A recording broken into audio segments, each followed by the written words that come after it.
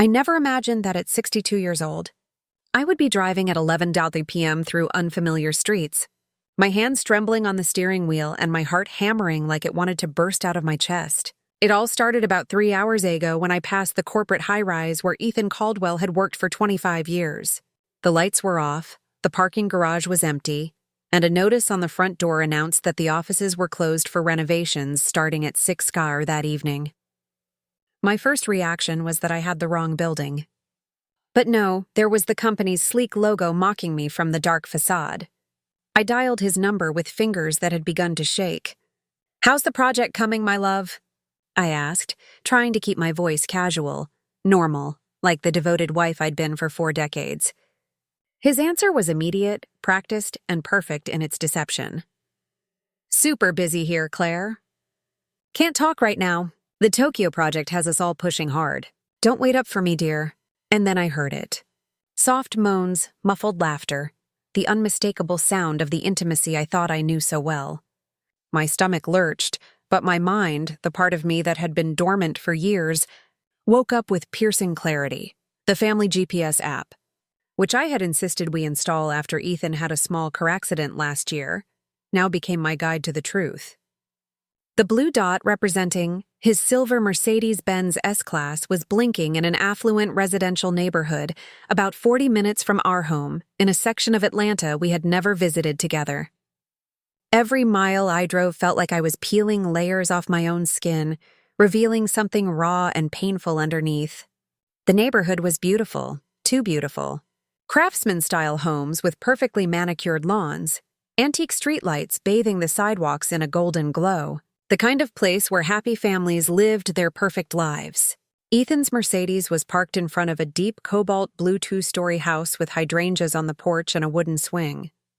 There was a light on the second floor, shadows moving behind lace curtains that looked straight out of a decorator's magazine. I sat in my car, parked 3 houses down watching. My mind was trying to process the scene, but it was like trying to assemble a puzzle with pieces that didn't fit. This wasn't the house of any colleague I knew. It wasn't a hotel, nor an anonymous apartment for clandestine affairs. It was a home complete with a mailbox painted with sunflowers and Allcom mat that read the Stanton family. Then I saw her, a woman, not young as I had feared, but in her mid-40s, peeking out the second-floor window. Her hair was pulled up in a messy bun, and she wore a blue silk robe that I recognized with a sharp stab of pain. It was identical to the one Ethan had given me for our last anniversary. Only mine was a wine red. The woman looked down the street with a satisfied expression that hurt more than any gesture of passion could have. My phone vibrated. A text from Ethan. "Leaving the office now, love. Don't wait up. Grab dinner without me." The lie was sublitant. It was almost funny. Almost. I checked my watch. 11:43 p.m. How many nights had I eaten alone, slept alone, lived alone, while he built this parallel life? A boy appeared at the window next to the woman, a boy of about 10 years old, with dark, wavy hair, just like Ethan's, with the same way of cocking his head when something intrigued him. The woman embraced him, and they both disappeared from my view, likely heading to bed, continuing their nightly routine in their perfect home with my husband. My husband, the words lost all meaning in that moment, floating in my mind like strange, unrecognized objects. 40 years of marriage, 2 grown children, 3 grandchildren, an entire life built on what exactly? Lies, half-truths, a masterful performance? Physical pain arrived then, so real I thought I was having a heart attack. I woke up in my car at 5:47 in the morning with a stiff neck and swollen eyes. The blue house was still there, proof it hadn't been a nightmare. Ethan's Mercedes was gone. I drove home on autopilot. Every traffic light and curve etched into my muscle memory after decades of living in the same place. I arrived just as Ethan was walking through the front door, briefcase in one hand and a box of donuts in the other. My favorite treat. "Morning, my love," he said, kissing me on the cheek with his usual easy familiarity. "I brought your favorites, the Boston creams. I know I shouldn't have worked all night, but you know how these international projects are." His performance was impeccable. If I hadn't seen what I saw, if I didn't know what I knew, I would have believed every word. I wondered how many years he'd been perfecting this theater. How many mornings he'd walked through that door with lies wrapped in bakery paper. How thoughtful, I replied, surprised by how normal my voice sounded. Why don't you shower while I make the coffee? He nodded, humming that tune he always whistled when he was in a good mood. The same melody I'd listened to for 4 decades, not knowing it meant he had spent the night with another family. While the shower water ran, I checked his briefcase. I had perfected the art of the discreet wife, or so I thought. I found the usual work documents that looked genuine, a tablet, company pens, but there was something new, too. A second phone, one I'd never seen, hidden in a compartment I didn't know existed. The screen showed several missed calls from home and a text. Daddy, don't forget my soccer game Saturday. Mommy says you promised to come. Love you, Jalen. Another woman called Mommy by another son of Ethan's. The frame suddenly widened and I started seeing the full picture. The frequent business trips, always 3 or 4 days. The weekends he had to work. The calls he'd answer in the yard far from my ears. The credit card purchases that never made it home. I had been so stupid, so trusting, so blind. But no, I corrected myself. I hadn't been stupid. I had been a wife who trusted her husband. I had chosen to believe. I had chosen not to see because the alternative was unthinkable. I remembered specific moments now with painful clarity, like that time 15 years ago when I found a jeweler's receipt in his pocket. It's for my boss's secretary's birthday, he'd said. You know how he is. He always sends me to do his personal shopping. And I had believed him. Or 10 years ago when our daughter Ava told me she'd seen Dad at the upscale shopping mall with a woman and a young child. Must be a colleague's sister, I'd replied, dismissing it. Dad's always helping people. Ava was 15 years old then. The boy in the window last night would be about 10 years old. The math was brutal in its precision. I heard Ethan turn off the shower. I put everything back in place, every object exactly as I had found it. I had learned a lot about deception in the last few hours. When he emerged from the bathroom, hair damp and smelling of the cologne, I faithfully bought him every Christmas. I had the coffee poured and the donuts on a plate. Sleep well? Yaw asked, biting into a donut while reading the news on his iPad. Like always, Iliad, finding that the false words came easier than I had imagined. And did you get any rest at the office? Slept a couple of hours on the sofa in the conference room, he replied without looking up. Marcus was snoring like a bear in the next office. Marcus. I remembered that Marcus, his supposed partner on late-night projects, had retired 6 months ago. We had celebrated with a dinner where Ethan gave a moving speech about teamwork and loyalty. The irony made me nauseous. Claire, are you all right? You look pale, Ethan said, touching my forehead with concern that seemed genuine. I waited 3 days before going back.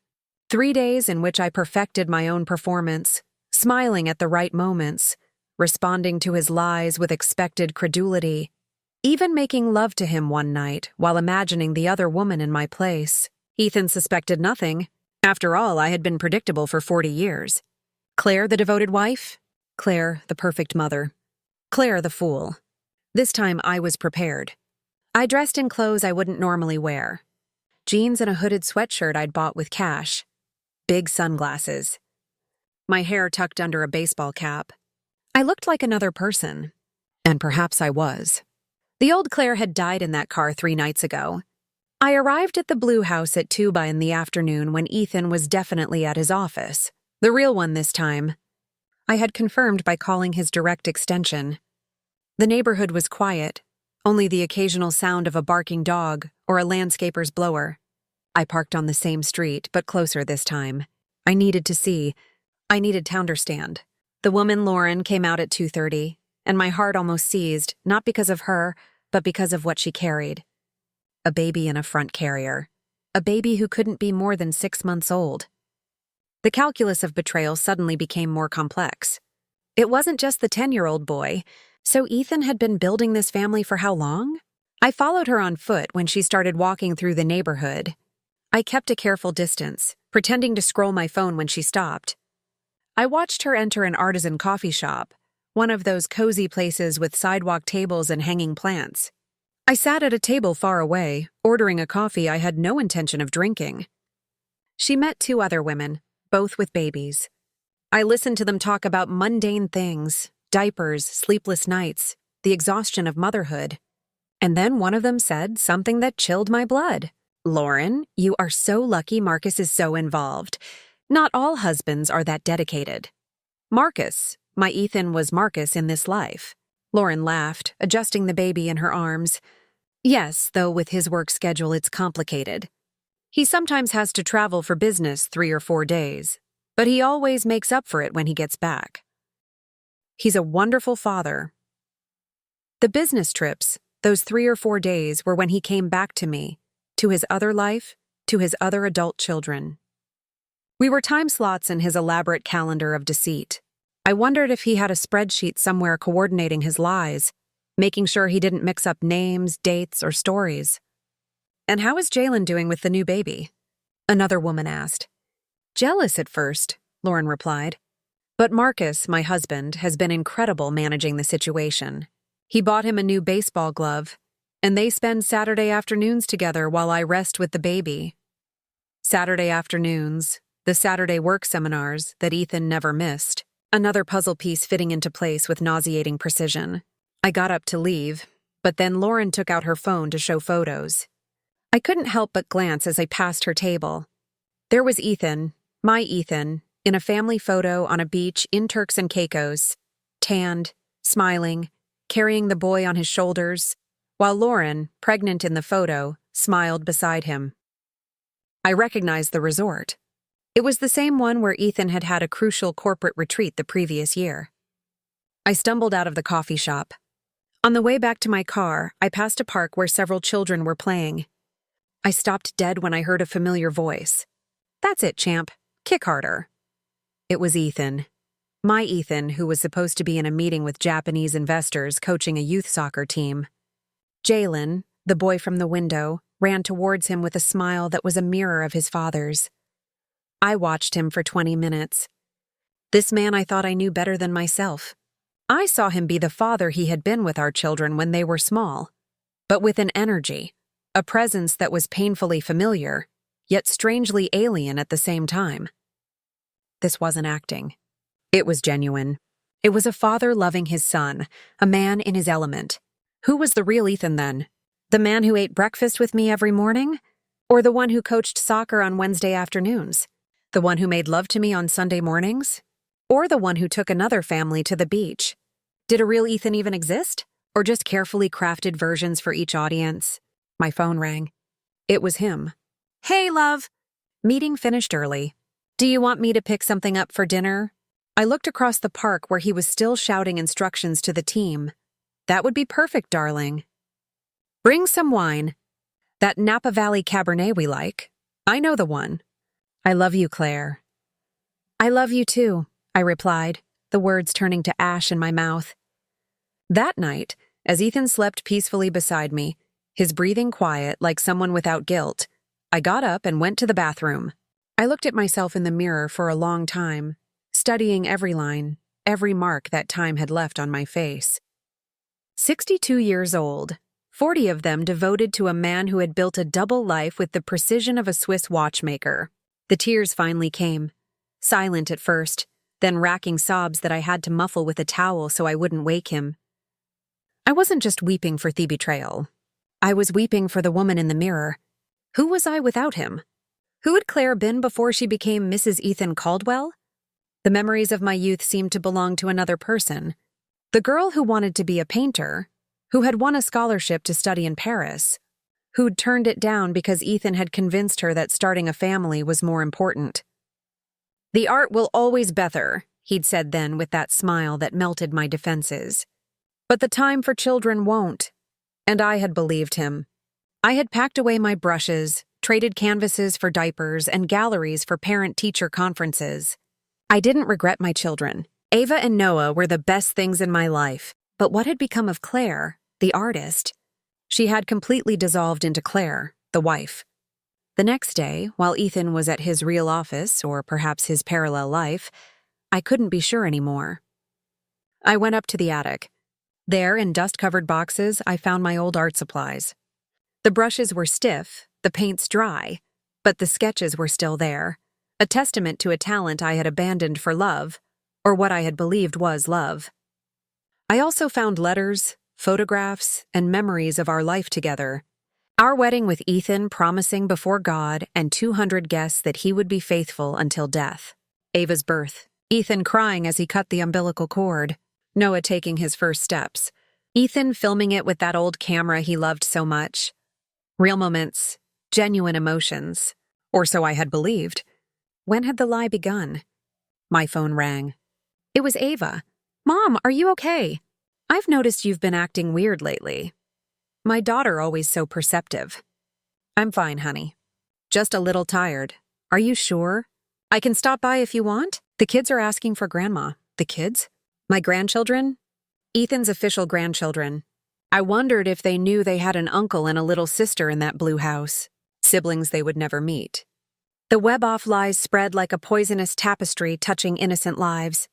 "Sunday is better," I replied. "Dad will be home." A lie. On Sunday afternoons, Ethan had golf with clients. Now I knew it was likely family time at the Blue House. After hanging up, I returned to my investigation. The bank statements I had ignored for years now made sense. Regular transfers to an account I didn't recognize. Purchases at stores we never frequented. Medical expenses that didn't match any of our illnesses. Ethan had been maintaining 2 homes, 2 complete lives, and I had been too trusting, too comfortable in my ignorance to notice. He found invoices for private academy tuition, music classes, and summer camps. Jalen played the violin. The baby, whose name I still didn't know, had been born at Emory University Hospital, the same one where our children were born. The audacity of the deception was almost admirable in its brashness. That afternoon, I did something I had never done. I hired a private investigator, a discreet man recommended by a friend who had gone through a difficult divorce. "I need to know everything," I told him. "How long?" "How did it start?" "Everything." "Are you sure you want to know everything?" he asked, his voice heavy with experience, in shattering lives with the truth. "Yes," I replied, though I wasn't sure of anything except that I couldn't keep living in this performance. Ethan came home that night with flowers. Calla lilies my favorite, or the favorites of the Claire he thought I was. I no longer knew what I genuinely liked, what preferences were mine, and which ones I had adopted to please him. "You look beautiful," he said during dinner, taking my hand. The private investigator, a man named Agent Sterling Shaw with tired eyes that had seen too many secrets, came to the house a week later. Ethan was on one of his business trips, that is playing house in the Blue House. Shaw laid a folder on my dining room table, the same table where we had celebrated 40 Christmases, 40 birthdays, a lifetime of lies. "Mrs. Caldwell, what I'm about to show you is not easy to digest," he warned, his voice professionally compassionate. "Are you sure you want to continue?" I nodded, my hands trembling as I opened the folder. The first page was a marriage certificate. Michael Stanton had married Lauren Stanton 12 years ago. Marriage, not an affair, not a mistress, but another wife. "But this is illegal," I stammered, my mind struggling to process the information. "Technically, yes," Shaw replied. "He used false documents, an alternate identity he has perfectly maintained for years. Ethan Caldwell and Michael Stanton are the same person, but legally they exist as 2 different individuals. It's a professional job, ma'am. Your husband is no amateur at this." The following pages were worse. Photographs of Ethan and Lauren's wedding, an intimate ceremony on a beach. She was in a simple white linen dress. He with that smile I thought I knew so well. Birth certificates. Jalen Stanton, born 11 years ago, 3 months after Ethan had an emergency medical conference in San Diego. Sky Stanton, the baby, born 7 months ago when Ethan was on a corporate leadership retreat. "There's more," Shaw said, moving to another section. "Your husband owns properties under his alternate identity. The house where the other family lives, a condo in Miami, a cabin in the Smoky Mountains, all paid for in cash with no suspicious mortgages. My inheritance, my mother's inheritance, which she had left me 15 years ago, a considerable sum that Ethan had wisely invested for our retirement. Now I knew where that money had truly gone. He had funded his other life with my dead mother's money. How is this possible? I asked, my voice barely a whisper. How can someone live like this for so long? Shaw shrugged. I've seen similar cases, though none so elaborate. Your husband manages 2 businesses, one under each name. The second is a consulting firm that justifies his additional income and absences. And for a moment, I almost felt pity for him. Almost. We all make choices, I replied, stroking his hair. The important thing is living with the consequences. I guess you're right, he sighed, closing his eyes. Noah called me the next day. Everything's ready. The documents are prepared. Ava's contacts are waiting. The IRS has been anonymously notified. We're just waiting for your signal. Friday, I decided, during our anniversary dinner. Our 40th anniversary was in 2 weeks. Ethan had reserved the most exclusive restaurant in the city. He had invited our closest friends and family. It would be public. It would be devastating. It would be perfect. Are you sure? Noah asked. Once we start, there's no going back. I thought of Lauren, unaware her husband was a bigamist, of Jalen and little Sky, who would lose the father they knew.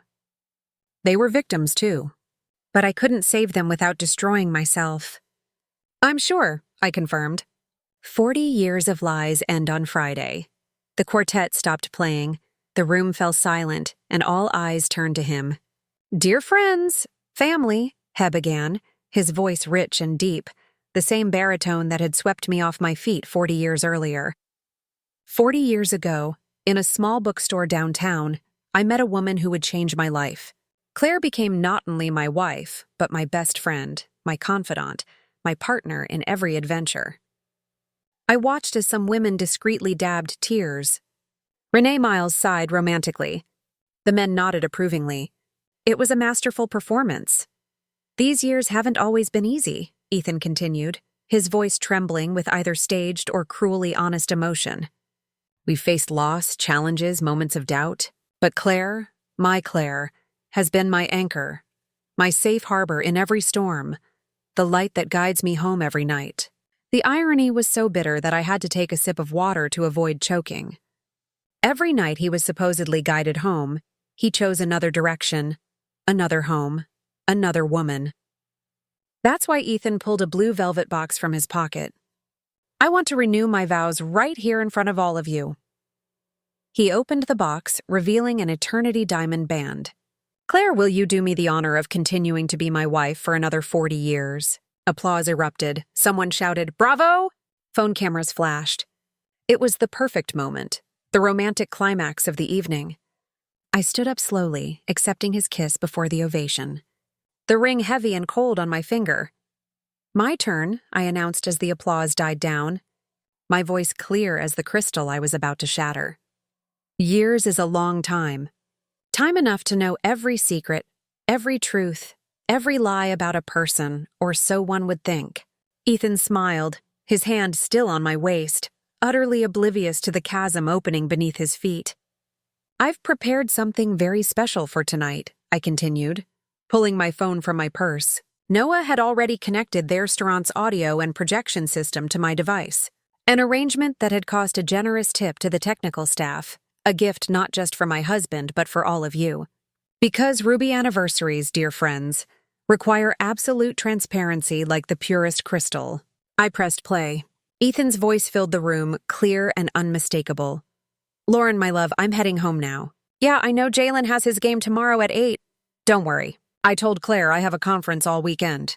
She never suspects a thing. Trust me, after so many years, she's blindly trusting. It's almost pathetic how easy it is. The silence that followed was absolute. The kind of silence that precedes an explosion. Ethan's champagne glass fell from his hand, shattering against the marble floor into 1,000 pieces that reflected the light like crystal tears.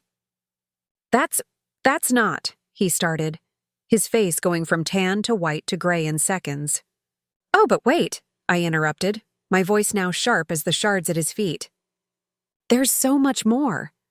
The screen came to life with the photographs I had meticulously prepared. Ethan and Lauren at their beach wedding. Him in a white linen suit I had never seen. The birth certificate for Jalen Stanton with Michael Stanton listed as the father. Christmas family photos from the last 10 years. Ethan smiling with his other family in front of a tree I had never decorated. Sky's ultrasound with a dedication to the best dad in the world. Love, Lauren. Gasps started like waves, each revelation provoking a new round of shock. Renee had gone pale, her hand covering her mouth. Ethan's partner, Devin Harris, stared at the images with a mixture of horror and fury, probably calculating the damage to the firm's reputation. Paige buried her face in her hands, sobbing silently. 40 years, I said, walking slowly around Ethan, who remained frozen like a statue. 40 years living with a bigamist, a pathological liar, a criminal. Yes, dear friends, a criminal. Bigamy is a felony punishable by prison time. Claire, please. Ethan finally found his voice, stepping toward me with outstretched hands. We can talk about this privately. Don't do this. Noah stood up, interposing himself between his father and me. Don't come near my mother. His voice was lethal, controlled.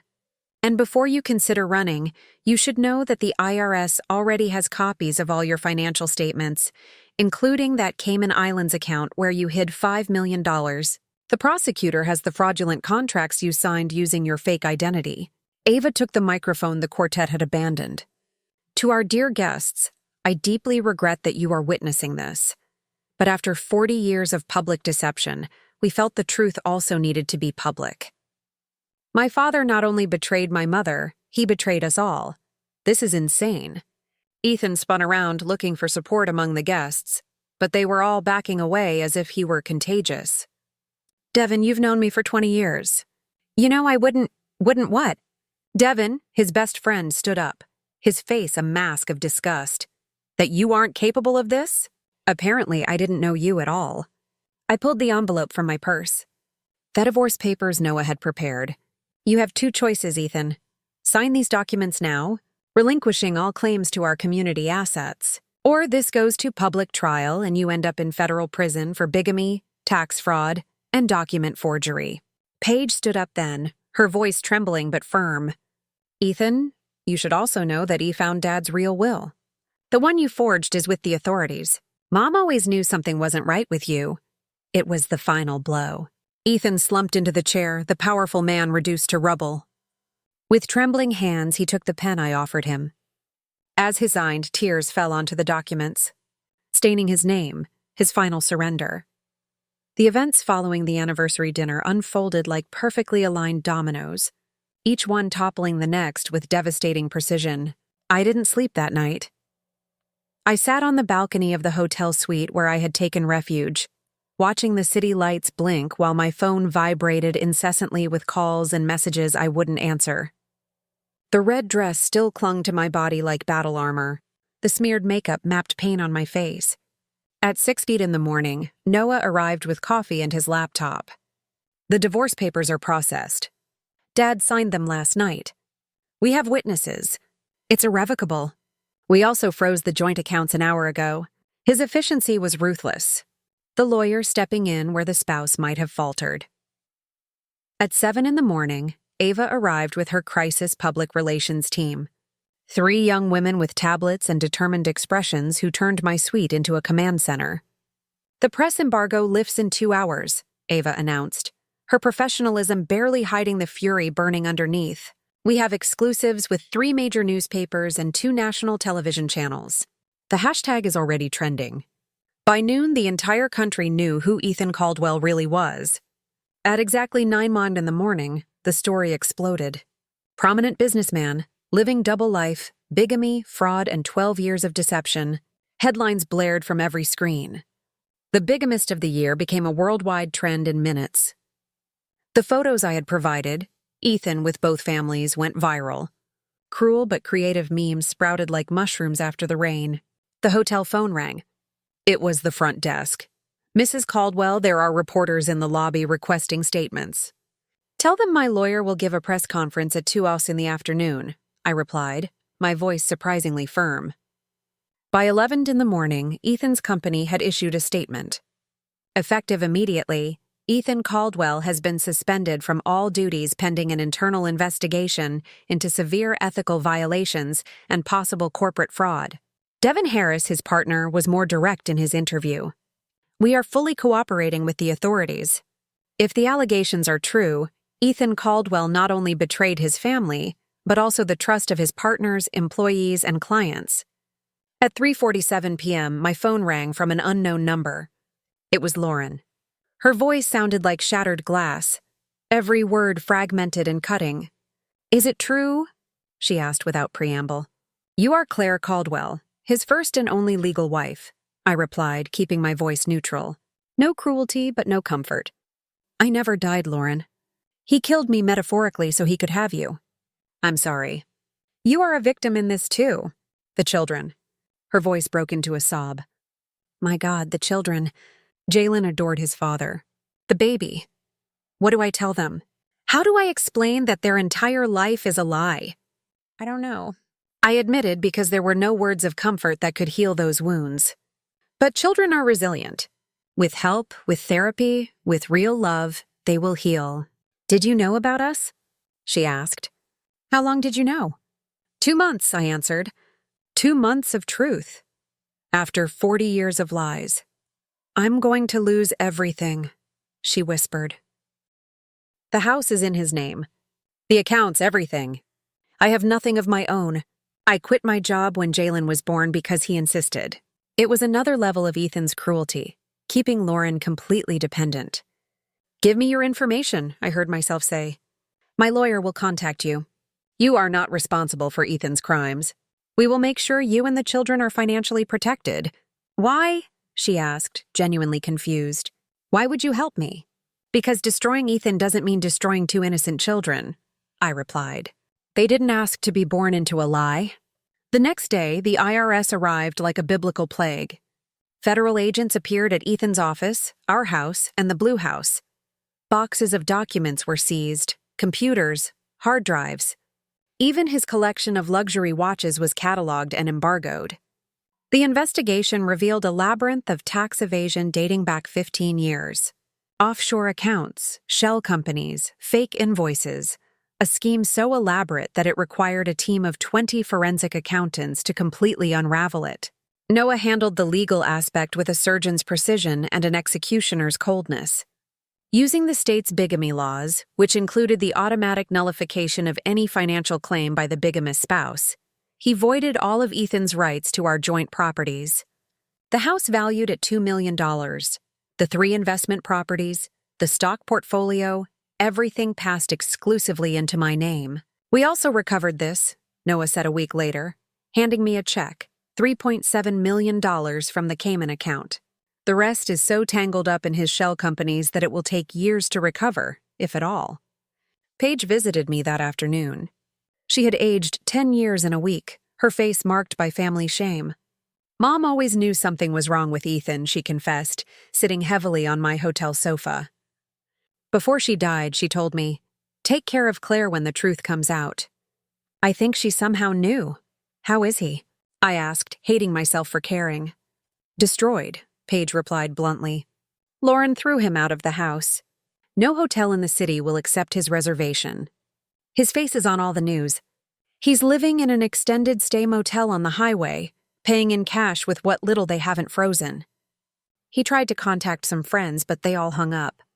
He's a pariah, Claire, a man without a country." Weeks after the scandal, I was called to testify before the grand jury. The room was packed, every seat taken by people eager to hear the story firsthand. I wore a simple black suit, no jewelry, except for my original wedding ring, which I wore as a reminder of the woman I used to be. For 4 hours, I recounted everything, every lie, every discovery, every piece of evidence. The jurors listened with expressions ranging from sympathy to horror. The prosecutor, a young but brilliant man named Aaron Mitchell, was meticulous. "Mrs. Caldwell, at any point during these 12 years, did you suspect your husband's infidelity?"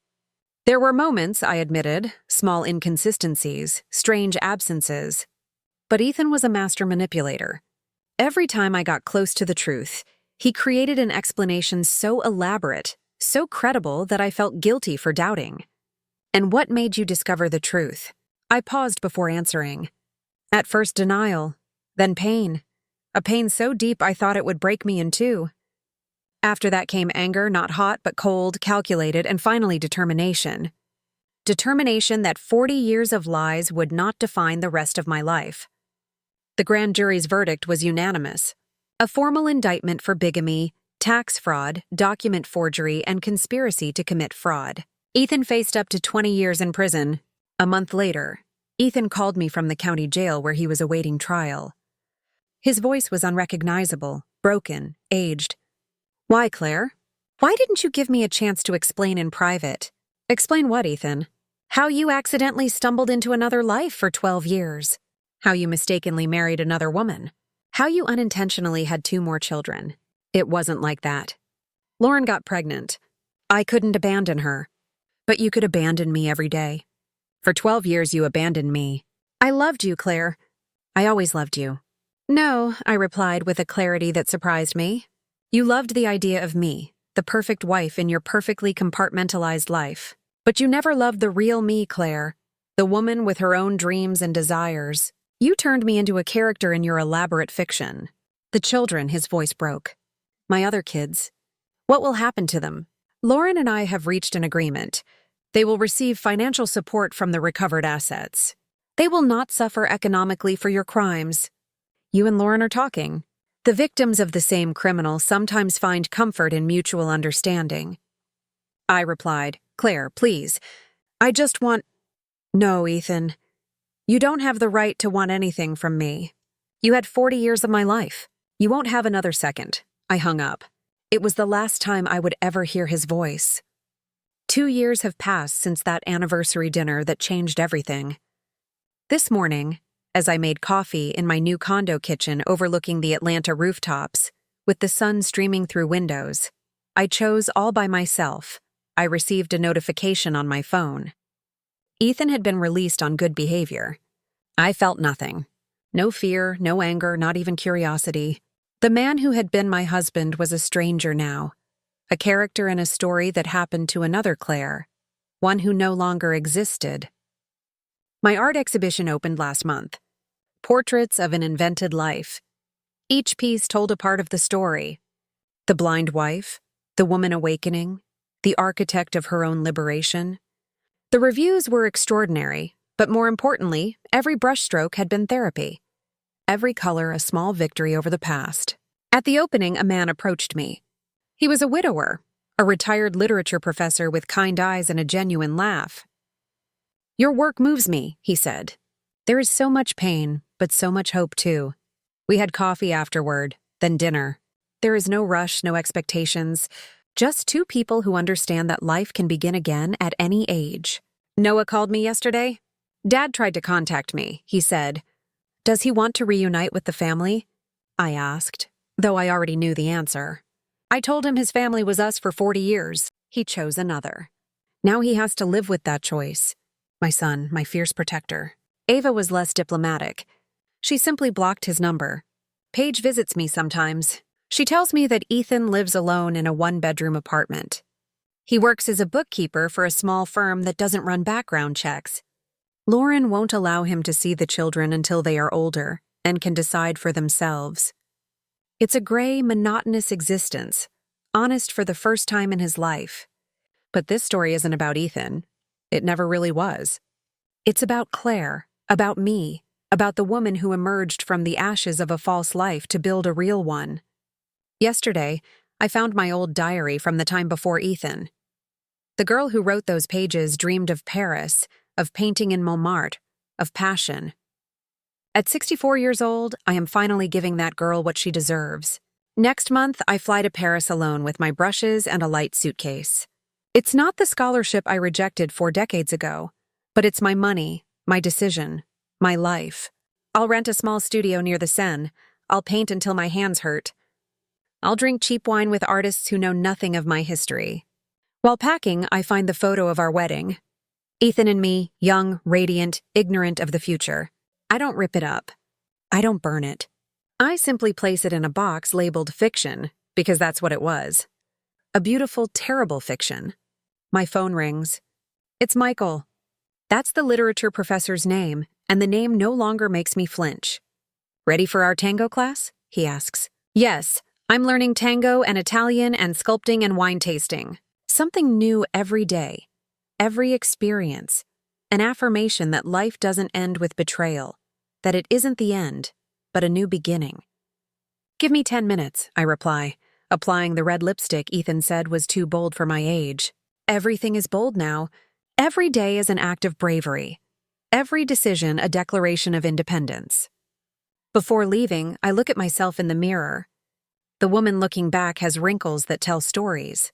Gray hairs she doesn't hide, eyes that have seen too much but still shine with hope. She is beautiful, not despite her age and history, but because of them. Hello, Claire, I say to my reflection. It's good to finally meet you. And then there's one final twist to this story, one I didn't see coming.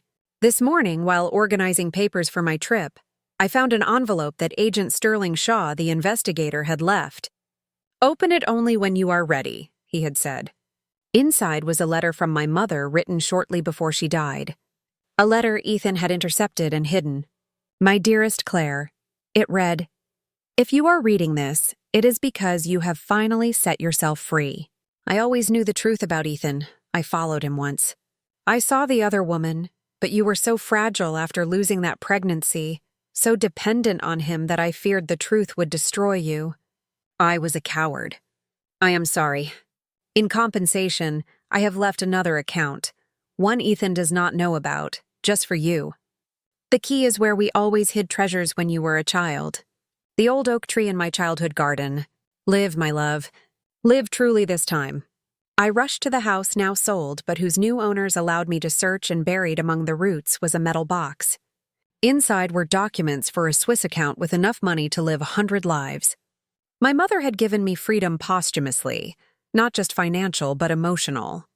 She knew someone had known and had chosen to protect me until I was strong enough to protect myself. I didn't need the money anymore, but I would use it for a women's shelter, for art scholarships, for all the Claires trapped in gilded cages. My story ends where it began, with a discovery, a revelation, a truth that changes everything. But this time, the truth does not destroy. It liberates. And I, Claire Caldwell, at 64 years old, am finally free. Did you like my story? And which city are you listening from? Let's meet in the comments. If you liked the story, you can support me by sending a super thanks so I can keep bringing more stories like this. Thank you so much for your sweet support. I'm looking forward to your comments on the story. On the screen, you can see 2 new life stories that I highly recommend. There's so much more on my channel. Don't forget to subscribe. See you in the next life story. With love and respect.